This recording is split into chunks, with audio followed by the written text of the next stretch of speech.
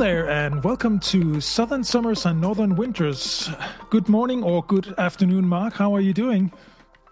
It's definitely good evening here, 7:12 p.m. here in Eastern Daylight Saving Time in Australia, as they call it. So you're 10 hours ahead of me. 10 hours ahead. Yeah, 7:12 p.m. for sure. And still pretty warm here. It was 30 today, so I'd say it's still probably 28 or 27 here. It still feels warm, especially in my studio here where I am.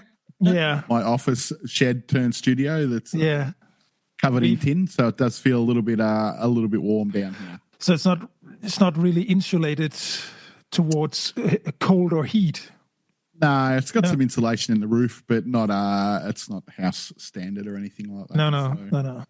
Tends to feel a bit warm later on in the afternoon if it's been a warm day, because the sun shines onto it in the afternoon when the hottest parts of the day, so it does warm up. So I've got the door opened and I've got a fan going at the back end of my shed, but as I said to Anders earlier, I would probably have the one going above my head, but I don't know if you guys would like to hear the sound of my fan all the way through the podcast, so I've left it off today. We have a crispy -3 degrees Celsius here. Yeah, it's nice. It's this time of year I prefer it like this. It's just and exactly 1 year ago we actually had quite a bit of snow. We had like 50 centimeters of snow on this day 1 year ago. Today, the day of recording today is 2nd of December. So I was watching in South Korea, they've had record snowfalls at the moment. Like they've got roofs collapsing on buildings and things like that. There's that much snow going on in South Korea, which is, I know that they're a cold country, but generally they don't have that much snow, and they're only sort of adjacent to China where my daughter lives, and there's been no snow there yet. So she flies to South Korea regularly, so it's only a couple of hours away. So it's probably 400 or 500 kilometers away, but on the same latitude sort of thing. But so interesting. It's funny. It's because I don't really think of Asia as a cold area at all. I don't think of it as, you say South Korea having snow. Oh, well, yeah, but it's just not what I combine with. I think when most people think about Asia, they think of Southeast Asia. So, they're talking, Vietnam and Malaysia and Thailand and stuff like that. And not, I guess, not North Asia, like, because China borders onto Russia and places like that. It does, fairly high latitude on the map when you get north of, say, Beijing and places like that. There's definitely a lot of snow. There's a place north China called Harbin, and they have a really famous ice sculpture festival there all year. Every year at winter time, but it's about -32 apparently every year when they have this ice festival. I've watched a couple of YouTube videos on it. It looks fascinating, but the people it's amazing. I can only go out for a couple of hours at a time. Like they're like, it's just, it's so cold. Yeah. No, it's definitely like you say, because you think of Asia as, being really warm and humid. Yes. But it just proved to show that the globe is so big. Asia stretches a long way. I mean, if you consider Bali's like 2 hours from the top of northern Australia, but if you flew to Beijing or, even beyond Beijing, it's 11 hours or 12 hours. So in retrospect, it's 9 hours from Bali. So it's, so that's a fair distance of flying. That's halfway around the world. You can fly pretty much in 9 hours. Yeah, so exactly. Yeah, it's even in Australia is considered it's a continent, but even in Germany here internally, we often forget how big Germany actually is. I mean, it'll take you 8-9 hours to drive from here to Hamburg. No, not to Hamburg. That's only 7 hours, but to the Danish border. That's about 9 hours, and it's just a long way. It's just a long way. The biggest country in Europe, Germany. Area-wise, be close, wouldn't it? Yeah, no, I don't. That's a good question. Actually, I should probably research that. I would say that France or Spain are bigger, but I don't know. Okay, I'm on my phone right now. You're already on your. What is the largest country in Europe? Yeah, we should know that. We'll see. You know, I would have to be able to type as well a little bit. That would help. And push the space bar so I have a gap and not 25 letters in front of me. Yeah. The typing on the smartphones nowadays, it's not really intuitive. I think it's gone back. It's gone back. Doesn't help if you've got big fingers either. Like that really doesn't help. Got 10 thumbs. Oh, well, it says Russia, but that's not really fair because we all know that Russia literally would be the biggest country because it stretches halfway around the world. So, okay, here we go. So besides Russia, Russia's the biggest country. Then it says Ukraine, France, Spain, Sweden. Yeah, Sweden is big. Norway. Yeah. Norway, Germany, and Finland. So there you go. Germany. Yeah. But I guess all the others besides France and Germany's probably biggest country, like in that central block, really. It's certainly Central Europe biggest. I mean, it's we're the biggest country amongst our neighbors. Well, France is actually bordering France up. Okay. So, what are we actually saying? Before we bury ourselves here. Exactly. Today we are talking about long-term traveling and the consequences and the struggles of long-term traveling. Me and my family, we traveled for 12 months way back when.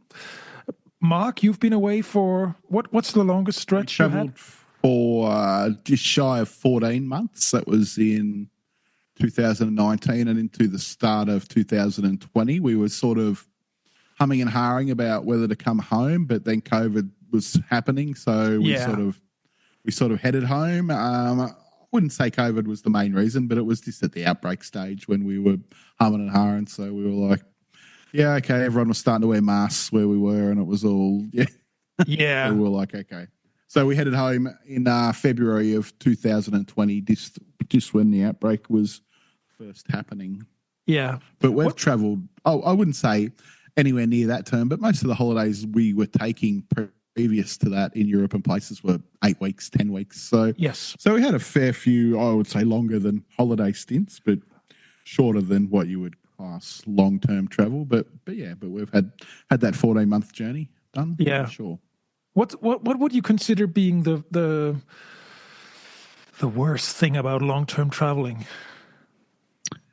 I guess it depends what sort of traveller you are. If you can trying to plan, it becomes a little bit hard. Like I'm a big planner, and because I like to make the money stretch out, so trying to plan in advance for flights and things like that. So this caused a bit of a contentious issue with me and my wife when we were traveling. She wanted to wing it by the seat of her pants and just go, okay, let's just go here and stay here and do that. And I was like, yeah, okay, we can do that. But then when it came to it, I was like, well, we can't do that because we need to try and book flights when the flights are cheap, and things like that, which works. And then it doesn't work because there's some places we would have stayed longer in, and there's certainly some places we would have stayed shorter in when we were traveling. So planning can be hard. But one of the things, if you've got, depending how old your kids are, like food can be a real issue depending on where you're going to, like what food you can get to feed, especially if you've got fussy kids. Like our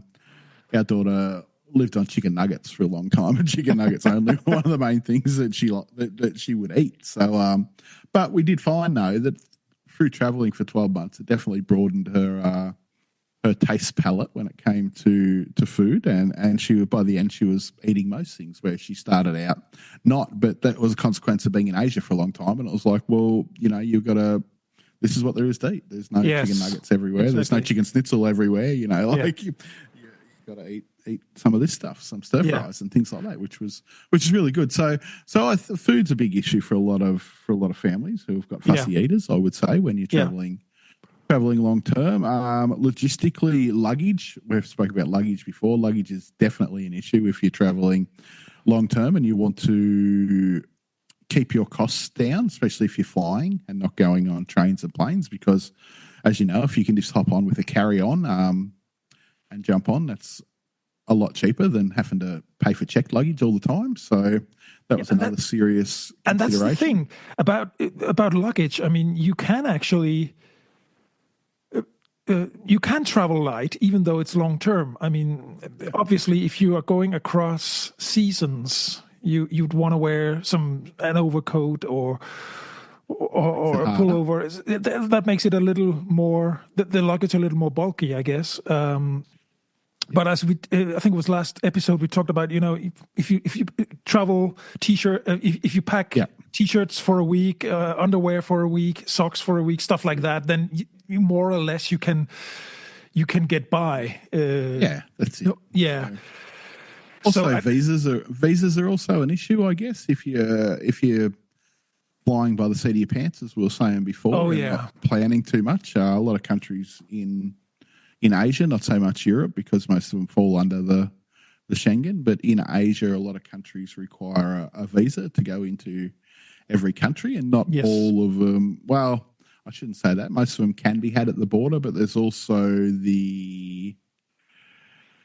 a lot of sometimes scrupulous border guards in Asia that are known to want to overcharge you and things like that. So I was always one that liked to go to the embassy or the consulate in the country I was in before going to the next country and actually getting the visas done before we actually went into them countries, just so we didn't have to face any of that, or even have the option of border guards trying to bribe you and such. That's good advice, actually. Yeah, that's good advice. I wasn't aware of that because when we traveled, we bought this round the world ticket, and we had all the major major stops, all the countries as well. Yeah, it was all cleared before we even left Munich, and so all the visas were. But I don't think we even needed a special visa for anything, because most European passports, as we've also discussed here, we can go anywhere. Yeah. It's just that you get the stamp when you get to the border. Yeah. So I'm not sure if this is still happening, but one of the border crossings we had to do a visa run in Thailand. So we were staying in Chiang Rai, which is in northern Thailand. So the nearest town on the border is called Misai, and it's in the Golden Triangle. So it borders Burma and Laos and Thailand. So we went to this town on the Thai border called Misai. Stayed there for the night, and we had to cross into Laos. Yeah. So we could extend our not into Laos, sorry, into Burma, into Myanmar, sorry.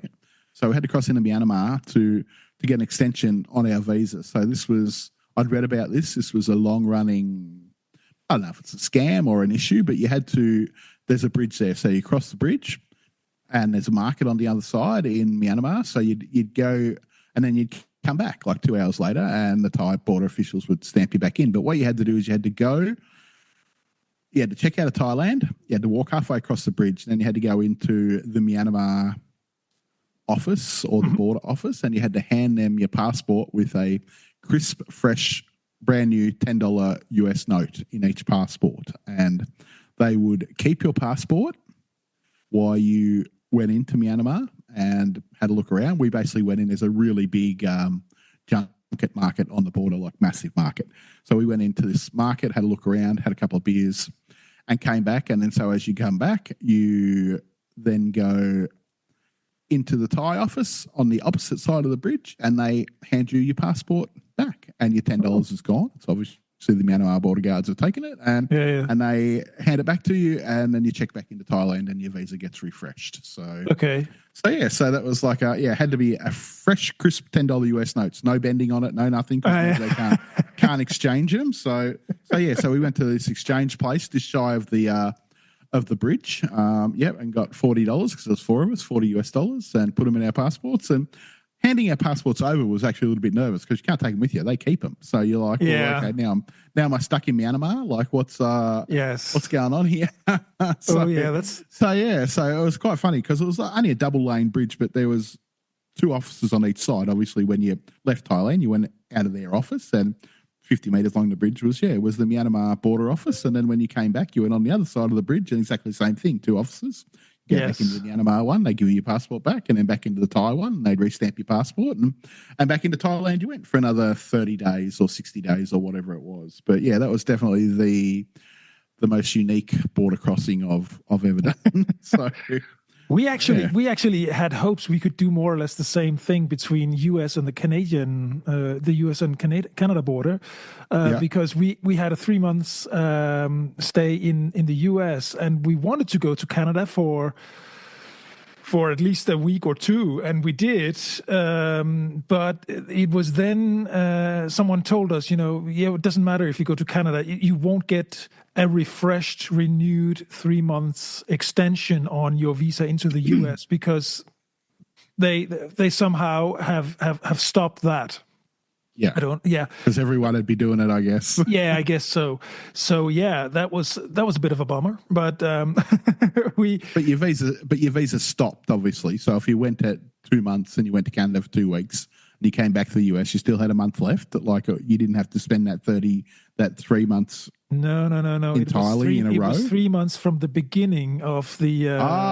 Okay. So if you went to Canada for 2 weeks, that means didn't matter. Get 2 months and 2 weeks in America. Yes. Okay. Yeah. Yes. So So that was a bummer. We wanted to go to Canada anyway, so it didn't really affect us. So we sort of had already booked the planes out of the US, so we knew that.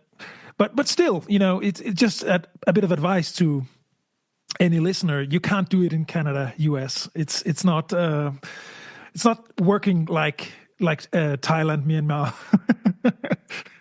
And, you really need to know about visas because a lot of countries have them, require them, don't have them. And, to assume that you can just walk in. The amount of places I've been where I've been held up at an airport by people who have just rolled up and assumed that they can be let in the country. And I've noticed this more often than not with Americans because, I don't know, but... They think they can go anywhere, yeah. Yeah, they think they can go anywhere, basically, yeah. And they get stopped. And this lady in Ho Chi Minh City, last time we were there, she's like, how can I not be let in? All this sort of stuff like this. And this guy's like, well, everyone else here's got a visa. Like, Yeah. So why haven't you got one? I didn't know I needed one. Well, that doesn't fly these days. No. You need a visa, you need a visa. And most countries in Asia actually require a visa. There's not many that don't. Some are free. I mean, I will say some are visa on arrival, but a lot of countries still require you to pay for a visa. Vietnam, Indonesia for sure. Thailand when you get there, I think. So yeah, definitely Cambodia. They require a visa as well. Laos, I think Laos does actually, but you still have to fill out the paperwork on the border. Yeah. So most of these countries in Asia still require a visa. And then as an Australian, we need to get a visa for a lot of countries because nearly everyone that comes to Australia requires a visa. So most of these countries are in payback mode because we make their citizens have a visa to come to Australia. Where that's diplomacy at work, Yes, we're then required to get a visa going back. So of course, speaking of visas though, I don't know. I assume Germany's probably on the list, but China extended their visa-free period from 15 days to 30 days starting today for a lot of countries, which is really good for China. So obviously they're trying to cash in on some tourist dollars for 30 days visa-free, which is really good. They started with this 72-hour visa, which they had in certain cities. So if you could fly into Beijing and if you had a connecting flight, you could stay 72 hours. There was about 6 cities in China that were doing this at one stage. And but now, you can pretty much fly in for 30 days from most countries. But once again, don't take my word. You need to check that your own country is on this list of countries that you can go for 30 days.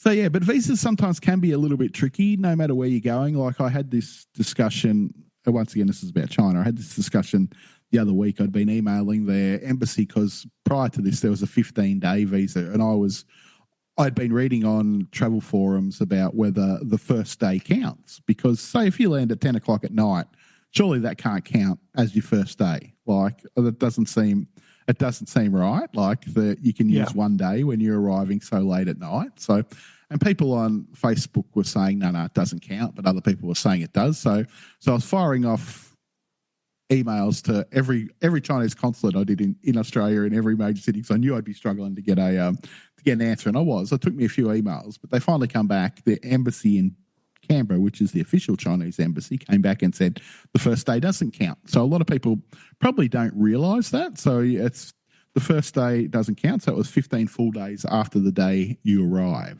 So which is interesting. Okay. Yeah, and well, again, that's different because we've actually found we were short of a couple of days as we arrived from New Zealand to the US, and also they didn't. We said 3 months, and the travel agency where we booked the tickets, the flight tickets, they had counted like 3 months as they counted the days, but they in the US they said like 3 times 30 days, regardless of having 31 days in at least one of the months that we were staying there. So it was we were short of 2 or 3 days, and we had to rebook the flights out.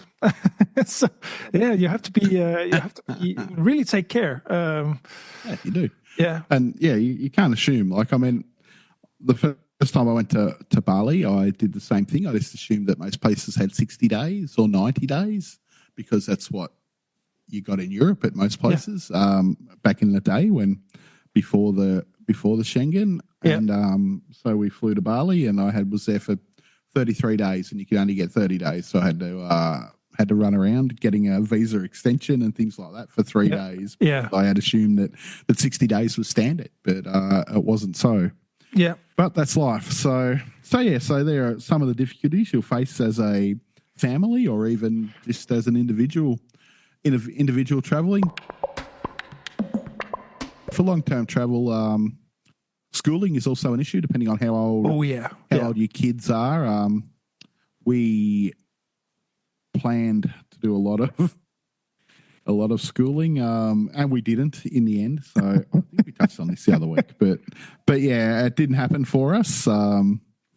I wasn't motivated, and I gave up in the end. I went with good intentions to try and homeschool our kids as much as I could. Rebecca was like, "It'll never happen," and she said, "I'm leaving that up to you." So I tried, and because she knew it wasn't going to succeed, and we sort of stuck to it for a while, but it sort of faded off. But like I've said earlier, we go and see a lot of historical and cultural sites, so that sort of for it. But don't go with this big expectation that that your kids really need to be schooled for half a day every single day. If they're only young, they will certainly get by. Just we used to make them do things like go and buy things for us, so they could work out the change and the money and the conversion rates and things like that. So that was a sort of a learning curve in that retrospect with the money. So that was just one of the few little tricks we used to do, make them do. Take this money, go buy that. We knew how much it was in places, how much change should you bring back,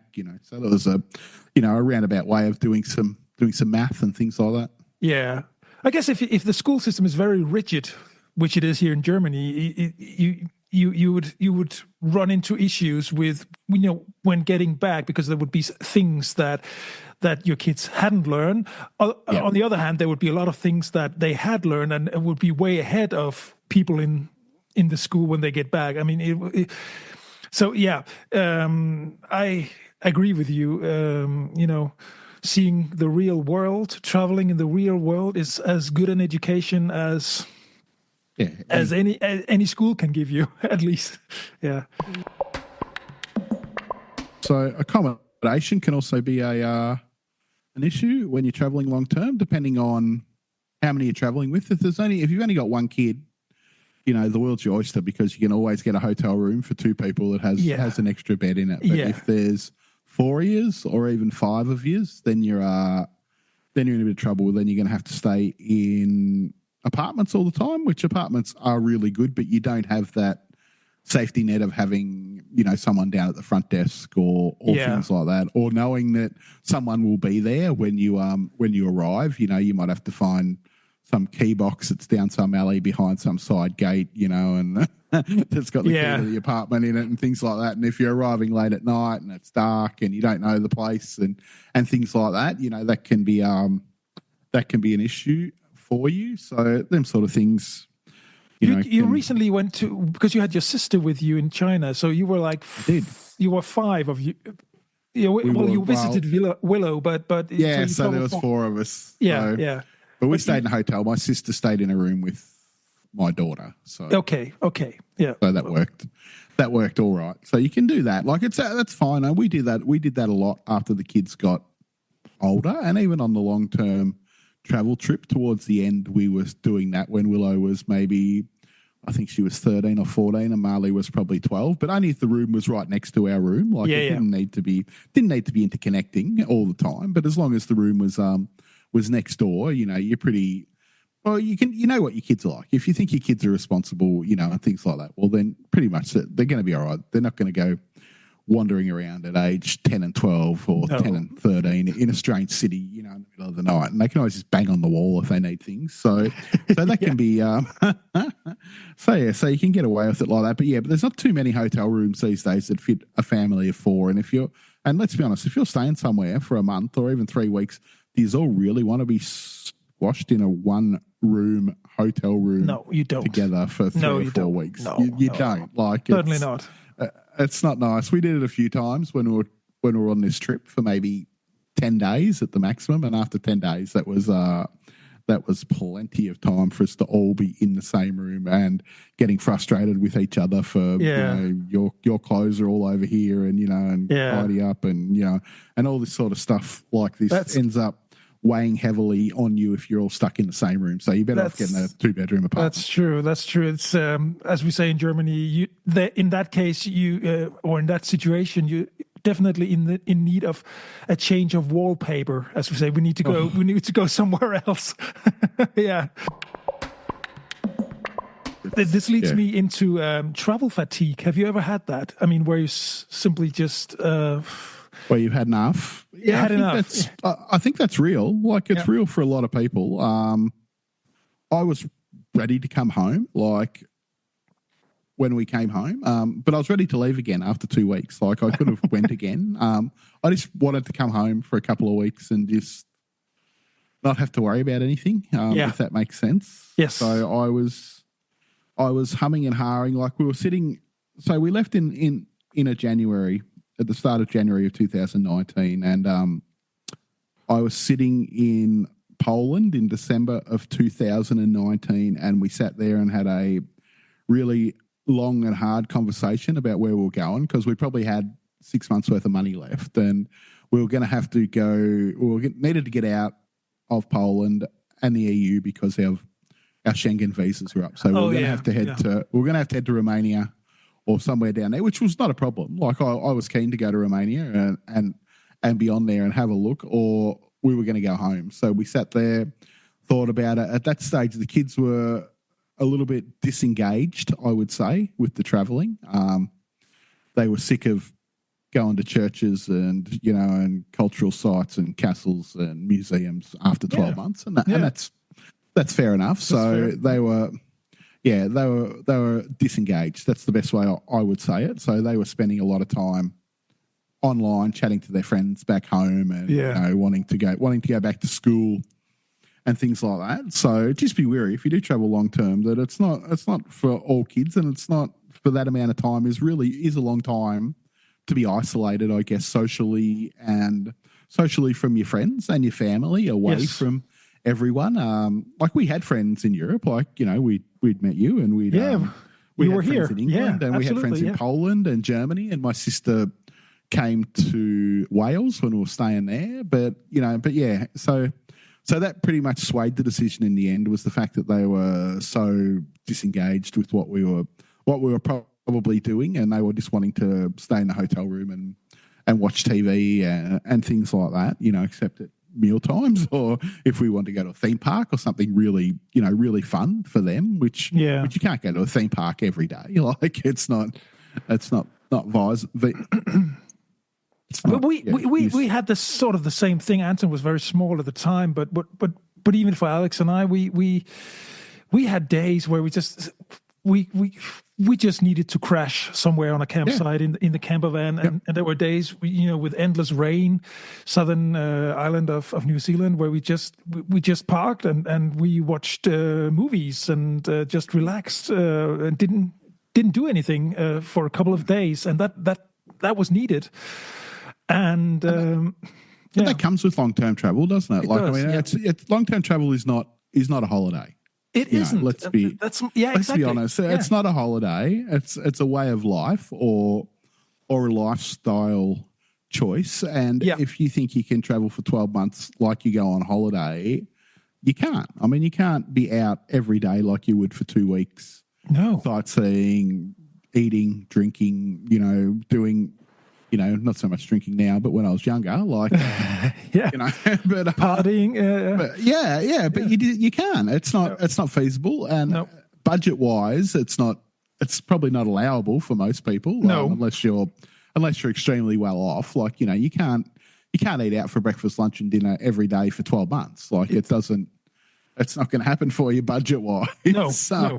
So in the end, it becomes about having them slow days, like you spoke about, where you just sit on the couch and watch TV, or you read a book, or you even just go for a walk and see nothing, but just go down the street and maybe do some window shopping, or but don't really do anything.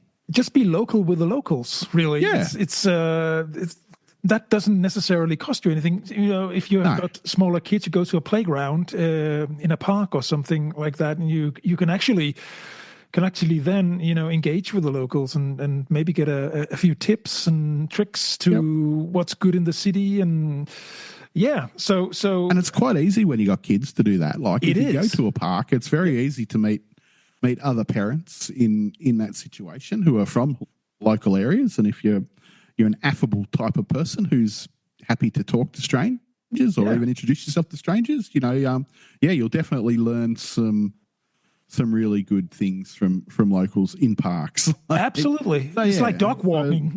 Dog walkers, they typically have an easy way of interacting with one another. Yes. Yeah. So long-term travel is that. It's just travel. It's not a holiday. It's not a vacation after a while.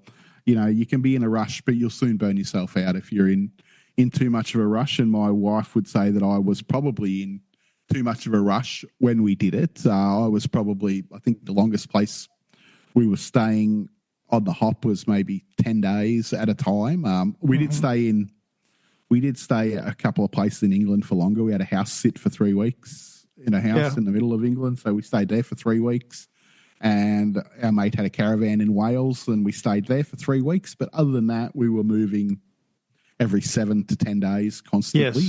Yes. Move, because more to do with me than her, because I'm always one of them people who goes, hey, I may never come back here, so I need to see what I can see now.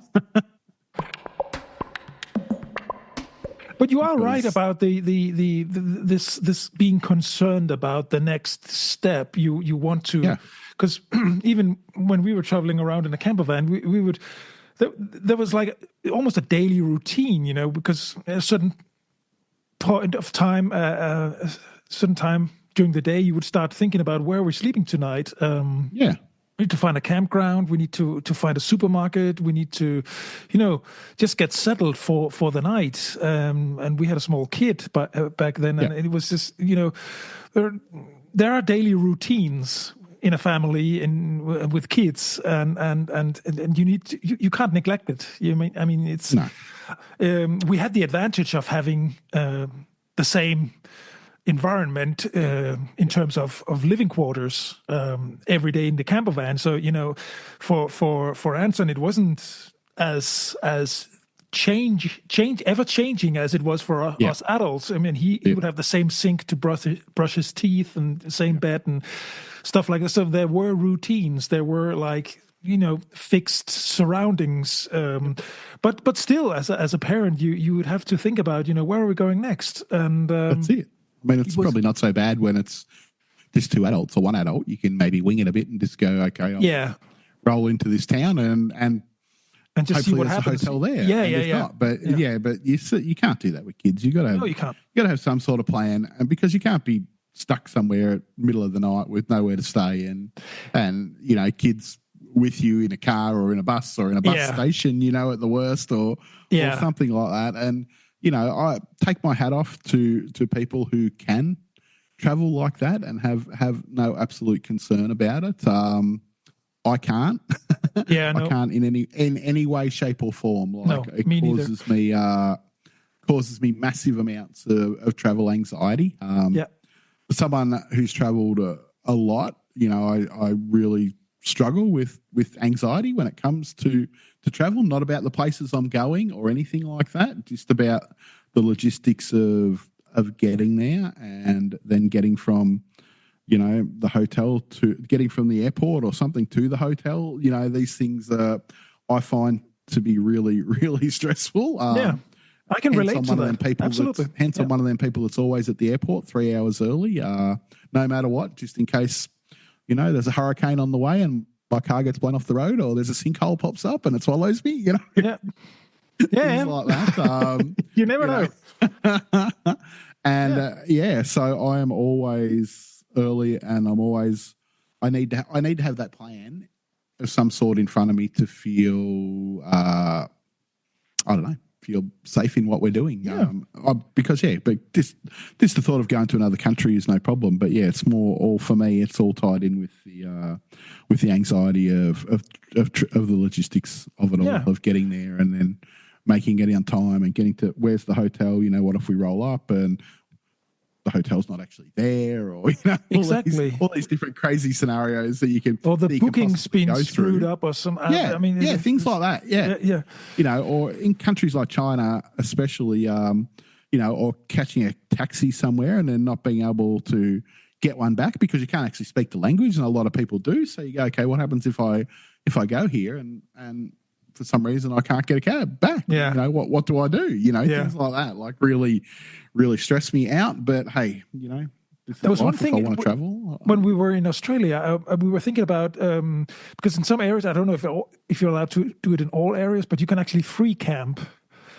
We didn't do that because I was anxious that we would be camping somewhere far away, and all of a sudden in the middle of the night, either robbery or a wild animal or whatever. I mean, I didn't want to be there with my family without being able to protect them.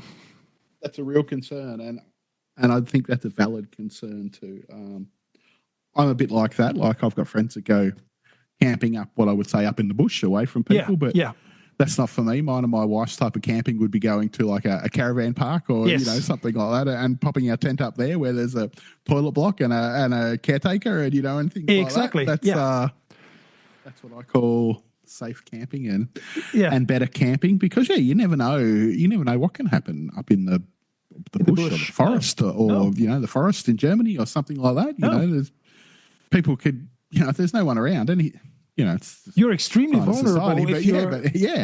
If you're sleeping somewhere completely off grid and there's no people anywhere around, and all of a sudden comes someone with sinister intent. What can you do? I mean, it's So it was out of the question, and Alex was okay. She's. I don't think she was that anxious, but she agreed that we couldn't do this with a small kid. It was out of the question. There's a few free camping sites popping up now, actually, in Australia. There's quite a few and there's a few that are in towns. We have one here in our town in Maffra, where it used to be. We used to have a local caravan park, but the Shire shut the caravan park down, so now they use that area for free camping. People pull in there with their camper vans, and it's no toilet facility, so you'd really want to have a self-contained camper van or a caravan that's got a toilet, but you can stay there for free. And just up the road, about 50 kilometres from us, is a little town called Rosedale. It's on the Princess Highway, so the main highway around Australia. It also has a little free camping area as well, just on the side of the highway. It's really popular. There's always 10, 12 caravans in there, things like that. People just traveling along. So it's good. It's good to see that some of these places are popping up in populated areas, so you can feel that sense of, I guess, safeness compared to being, it's not like, bush or out in the forest. Yeah. But even, I would say, even because we had a couple of times we stayed on some off-grid campground, but there were campgrounds, but there were no staff. It was in New Zealand, but there were other campers, and that helps. Around. Yeah, definitely.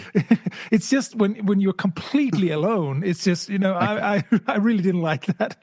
This is going to lead me into another story about Thailand again. So, in northern Thailand again. Okay, so we're in this town called, I think it's called Nong Khai. It's on the border of Laos, because we were going down the Mekong on a boat in Laos the very next day. So we booked into this hotel that was a little bit out of the main town. The border was about maybe 5K, 10K from the middle of town. So you go out of town, and just on the outskirts of this town, then there was like a long straight road that was about 4 kilometres long, and it went straight to the border with Laos. So we booked into this hotel about halfway down this road. So we roll in there. This joint's 3 stories. I would say 50, 60 room hotel, possibly. And we were the only people in this hotel. And I was spinning right out. I didn't actually know what was going on. You didn't feel relaxed. I did not feel relaxed one little bit. Even to the extent that when we went into town, they gave us a ride. I set my GoPro up and left it on record in the room, because I was like, why is this hotel empty? It's nice. It was clean. Lots of marble, white tile like you see in Asia, fountain in the middle of it. But out the back was just bushland. There was nothing behind it.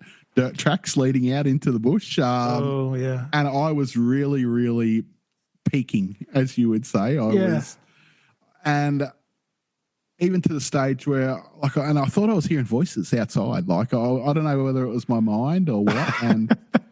But there was no one there. And I asked my brother. My brother's married to a Thai lady, and I said, "Why would there be a hotel?" And he said, "Maybe someone died there, because if someone died there, then Thais won't go." But in the end, I think it had more to do with it was owned by the Chinese, and it was for Chinese tourist groups a lot of the time, and there was none there. But there was literally not another soul except for the person behind the desk, and we were on the 3rd floor, and so it was really it was really alarming to be honest with you. That would have put me on edge too, I must say. And we were only there for one night, and I couldn't get out of there quick enough the next morning at 7 a.m. Obviously nothing happened, but it's just so unusual to go to a hotel where you're the only person. That's a little creepy, because you again, you feel like, if someone with sinister intent comes, what can you actually do?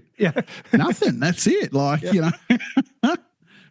So that was probably the most bizarre hotel stay I've ever had too. We still talk about that to this day. I can't get out, and I still got no idea why, except that, like I said, there was a couple of odd suggestions that people made, but really, I don't know. So 7 o'clock came, and we got in a tuk-tuk and headed to the Lao border, and we were out of there. So I had a similar experience in Italy, in Tuscany, actually. It was way before I had kids and stuff. I was there in a hotel late at night. It was a nice hotel, actually. It was an old,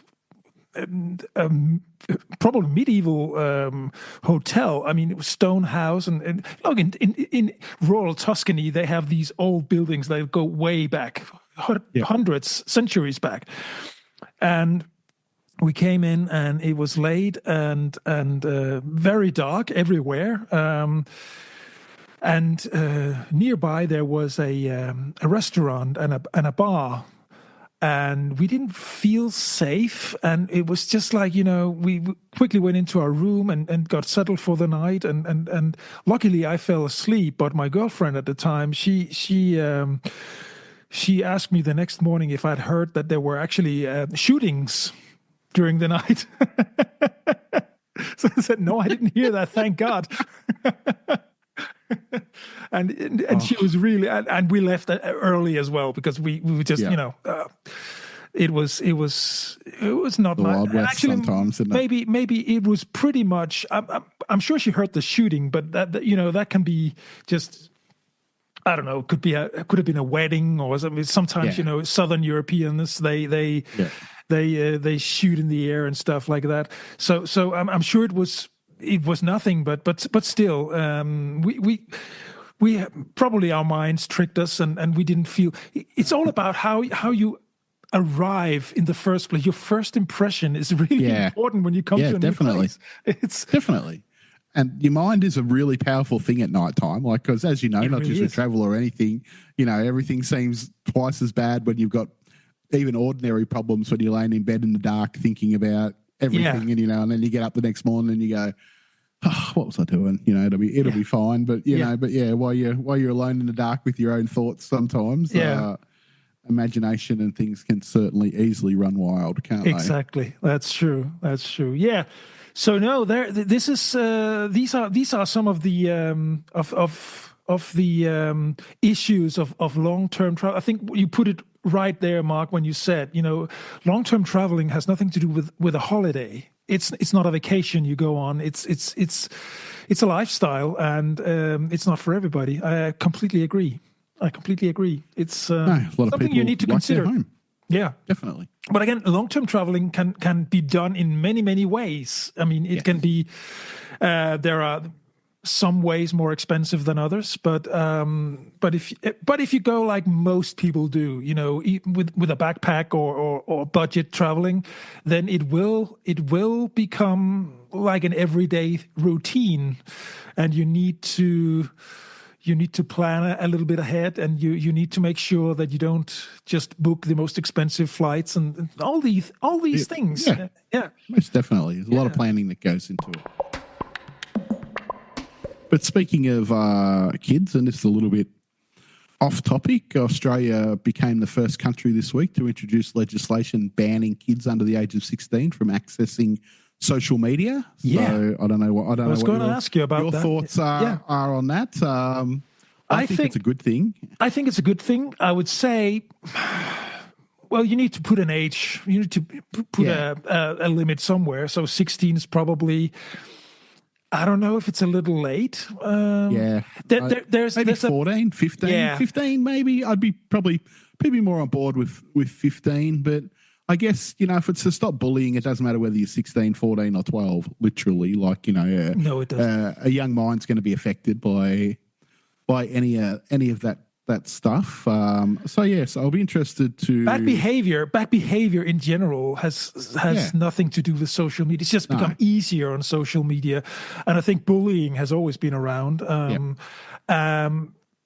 So I don't think... Yeah, well, the thing about this... What you've done in Australia is kids need to adapt modern technology. I mean, it's in the workplace when they get out in work life, so you need to have like technical agility, I guess, and you need to learn that. It needs to come somehow naturally, so I think 16 is a bit late, but as politicians, they tend to set up very rigid, fixed framework of rules. So that's probably what it is. But I'm interested to see how they try and police it, or how they try and enforce make it. Companies bring in age verification, and how they actually verify it. And whether the government are going to come through with these massive fines. They reckon they're going to fine Facebook with, and Twitter and all these places if they allow underage users from Australia. But apparently there's a lot of governments around the world watching to see how it goes in Australia. Because there's obviously a growing sentiment that social media is, destroying kids, possibly, with through different ways, and they definitely have a way shorter attention span because of social media, and find it hard to put the phones down at some times and things like that. Yeah. But then so do I at times. So the short videos on TikTok and YouTube Shorts, they are addictive. That's what I rarely watch any short thing. I know you've done a couple for our channel, Mark. But these are good. but in general, you can see kids in buses and trains, and they just scroll down without ever really thinking about it. And then they laugh a little bit, and then scroll on to the next one, and all of a sudden an hour has gone by, and they've not done any homework. So I can actually understand that. I think also we've lost the art of conversation because of social media, I would say, and I fall into this too. It's way easier just to send a message on Messenger or, chat than it is to actually ring someone up and talk to them or have a conversation with them or, things like that. And for kids also, like a lot of kids, so, winding back the clock, when I was a kid, like I was out every weekend and, we always had somewhere to go or there was a party on or things like that. Like that sort of thing doesn't really happen anymore, not where I am and not with my kids. Like they spend their Saturday evenings, on the chat with someone or, watching TikTok or, well, the pandemic didn't help. Like that. The pandemic certainly didn't help that because I think it's really pushed it way further than it would maybe have been. Yeah. Also, I don't know if kids in Australia they do this, but they use these messenger services, and they will create these little voice messages. So they will voice message one another back and forth instead of having like a proper telephone conversation. Yeah. I don't get that. It's just why?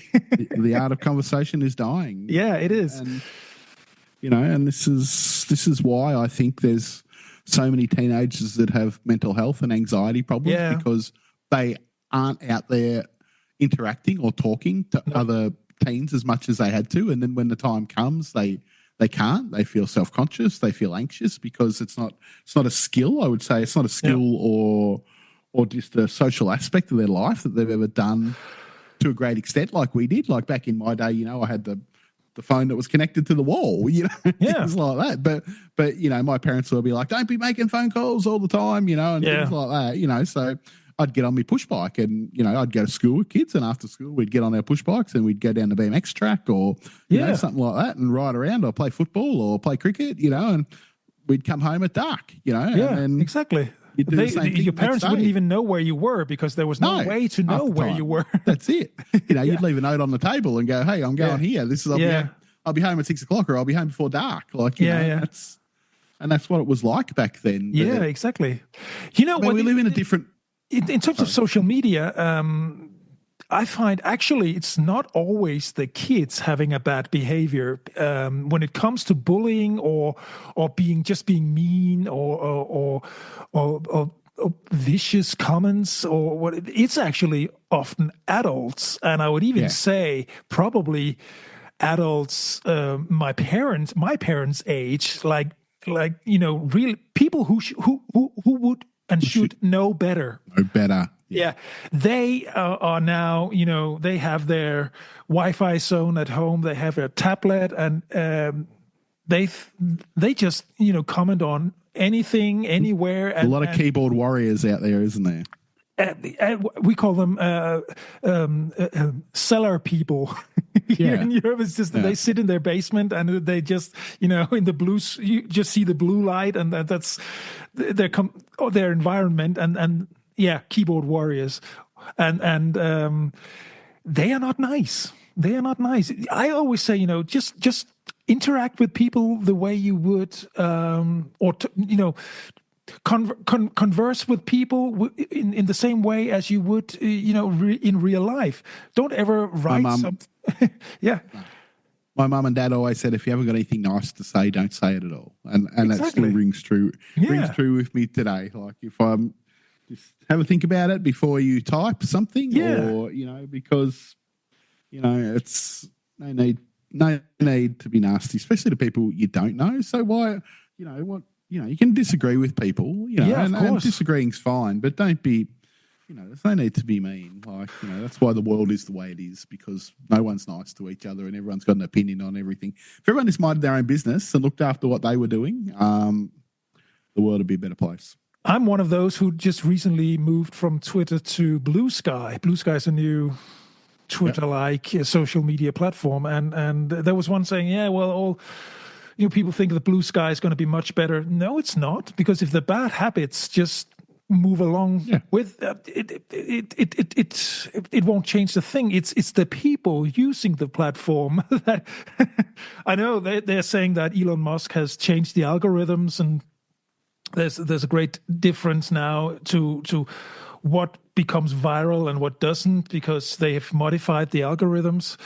There's probably some truth to that, but in general, bad behavior. I mean, if you go to another platform and your bad behavior goes with you, and you start behaving badly towards other people there, you won't have a better experience on that platform at all. I mean, start with yourself. Just be nice, as you say, Mark. Be nice to other people. It's really all there is to it. Speaking of something nice, I saw the pictures of your new car. Yes. Finally got the new car. So what a beast! It's dandy. It's a big one. Because it is. It's a lot bigger than my last one. Yeah, I was just going to say there's a picture on your social media where you have the new car in front, and in the back the little red one. It's just the old car shamefully put away. It is. Actually, I feel a bit sad about that, because I'm going to have to get rid of it, and I've had that longer than I've had my children, and things like that. That little red car. Me and my wife bought it the first year we were together in 2001, and we've had it ever since. But I can't keep 3 cars, and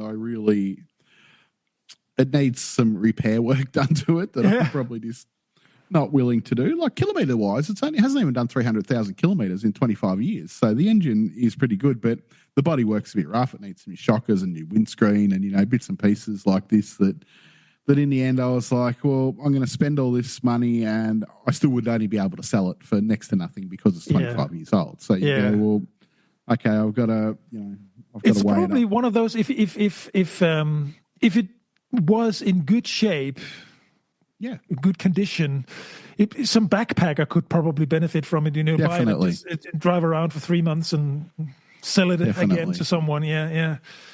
But in Australia, you've got to get a roadworthy with it to transfer it, and there's no way they would get a roadworthy without spending a couple of $1,000 to probably fix it up. So I don't know what I'm going to do with it. I don't know whether I just ring the scrap heap and someone will come and give me some money for it because there's metal in it, or there's a local car club here that do something called a hill climb. They've got a little dirt track out the road, and so they're a proper car club. And might ring someone with that, and they might be able to take it and fix it up and use it out there on their They don't race; they have a time trial sort of track around this. Gravel track that goes up a hill and stuff like that, pretty smooth track and things like that. So they might want to come and take it away and donate it to them or something like that, and that's a good idea. Actually, they can use it that way or something like that. So, but I don't know. I'm a bit attached to it, and it sounds stupid, but the whole thought of sending it to be crushed or something, crushes that would physically hurt you. Yeah, it does. I was like to Rebecca, maybe I can take the door off it and hang it on the outside of our shed or something like that. Just so that we've as a reminder, so we've got a part of it. Because we've had it for a long time. That car. Absolutely, I can absolutely understand that. There are things I still have a shirt and jacket or something that I had since I was a teenager, a young man, maybe 30 years old, and I never wear it, but it's just no, I want to keep it. It's kind of a keepsake, We have a passport folder like that we've always kept our passports in for probably the last 20 years, and we still take it on every trip with us because it's always been part of the journey. So it continues on. I've often wanted to get a new one, and I've even bought a fake Louis Vuitton Ziploc little purse thing to put them in, and my wife then made me put the other folder inside that if I wanted to. But that if I folder wanted to comes bring with that you. along. Yeah, so that folder comes with us everywhere. So it's one of them little travel things. That's life, though, isn't it? We all have our little quirky things, and I probably keep way too much stuff that I probably should throw out. My wife probably does as well, but Yeah, we all do. We all do. yeah, Yeah. things we get attached to, and we go, hey, it's always come with us. I need to take it with us. My daughter always took her teddy bear with us when traveling.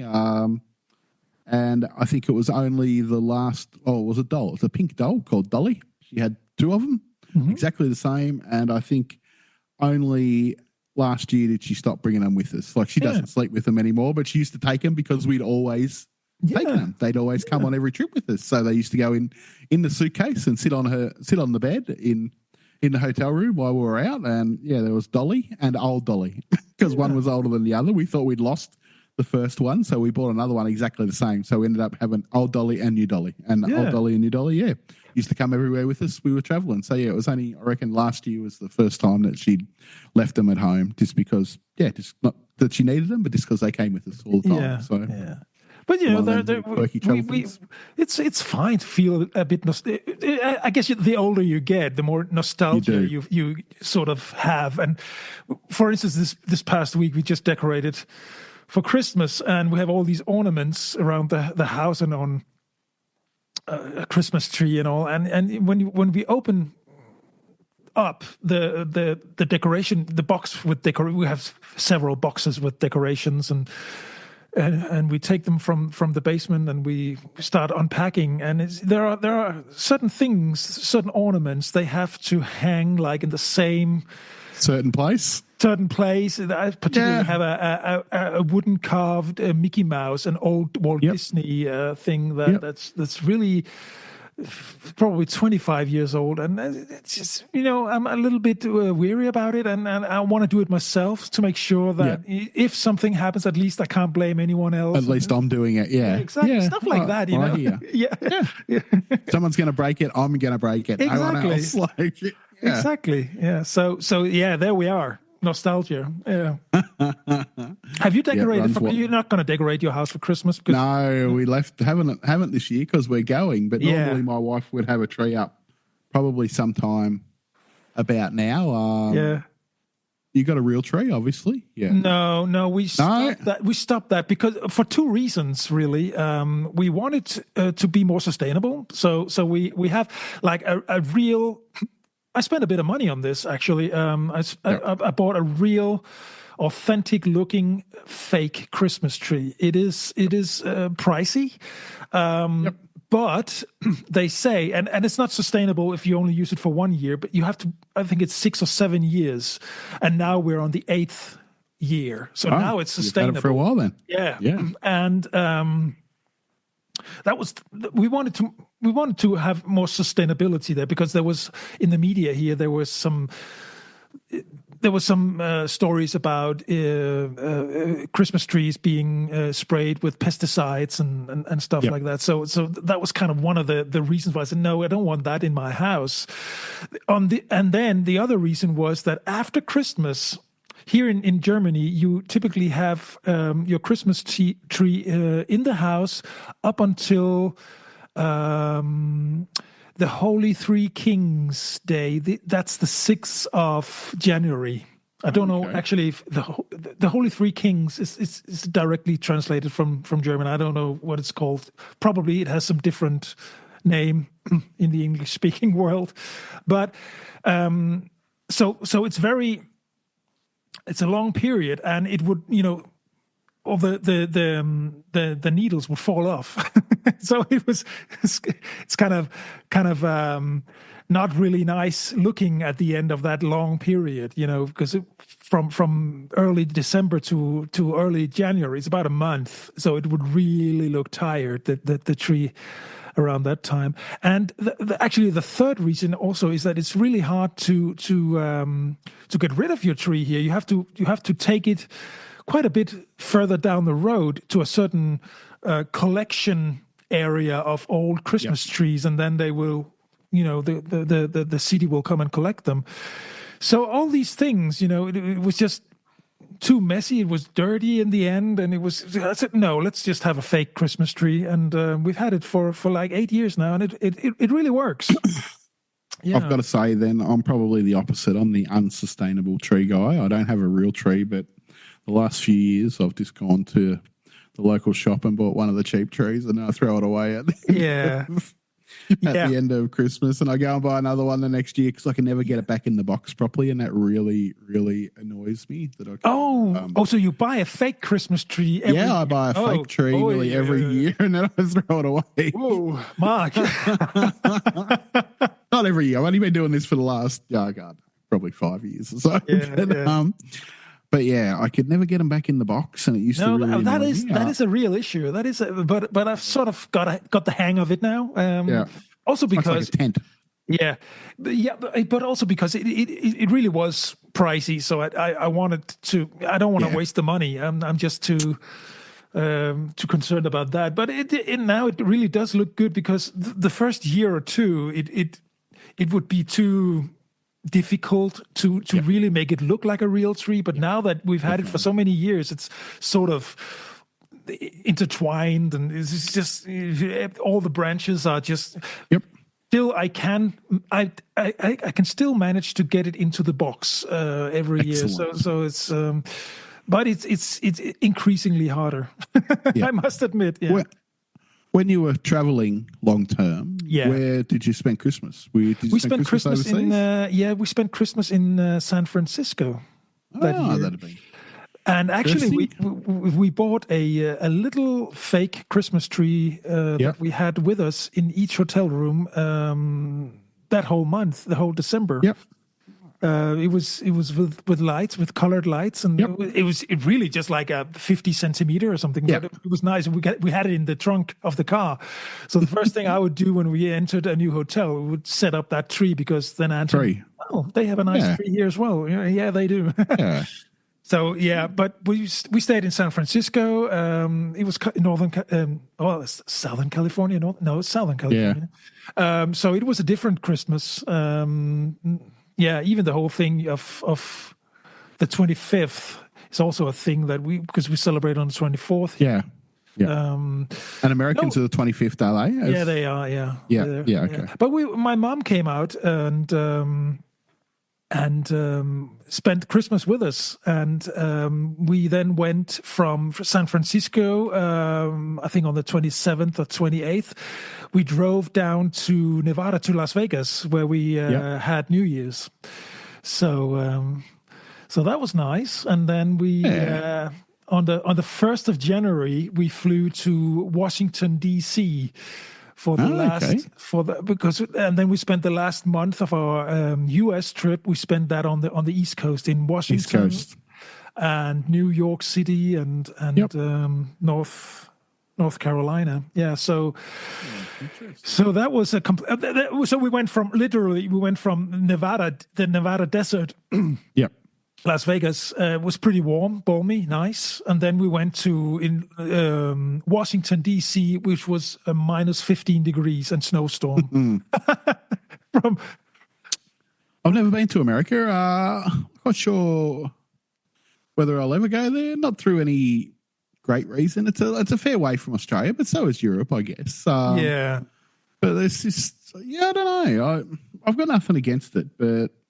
And I probably will. I shouldn't say I won't. I'll probably go there one day. I can certainly recommend. I've just never I've never really had that desire. I know a lot of people, really like to go there and want to go there, and because it's got a lot to do with, growing up and the American culture that everyone knows and things like that. And probably that was more one of the reasons why I actually don't want to go there, is because I like to go places that, speak a different language and have a different culture and eat different foods, and so hence the same as England. Why I've been in England a few times, but only really to see people that I you already knew.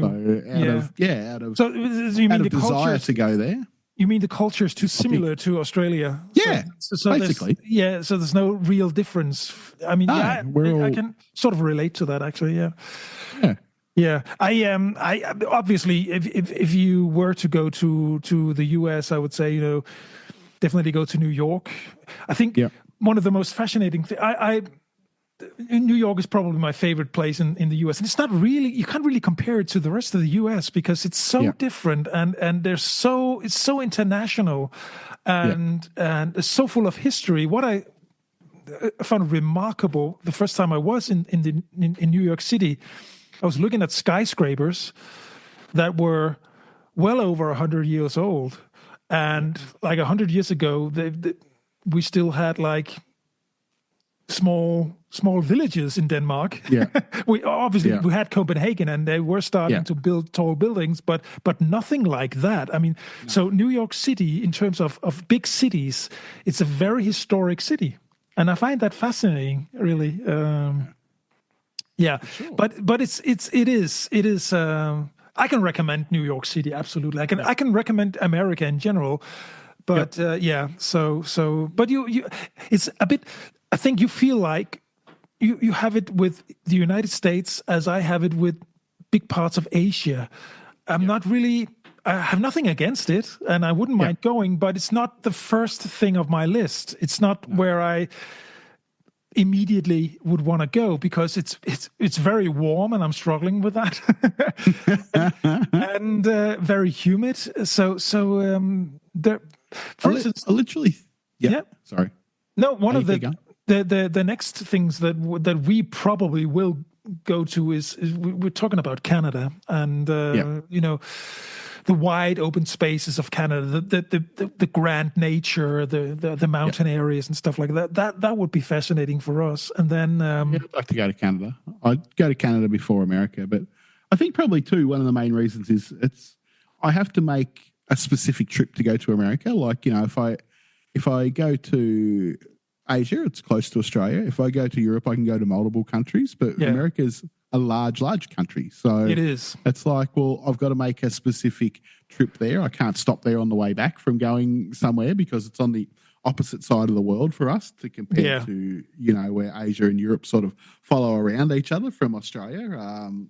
But America is pretty much on the opposite side. I have a real hankering to go to South America, though. I'd like to go I'd like to go to Argentina and Chile, probably. So that is definitely on my list. I'd like to go to Buenos Aires.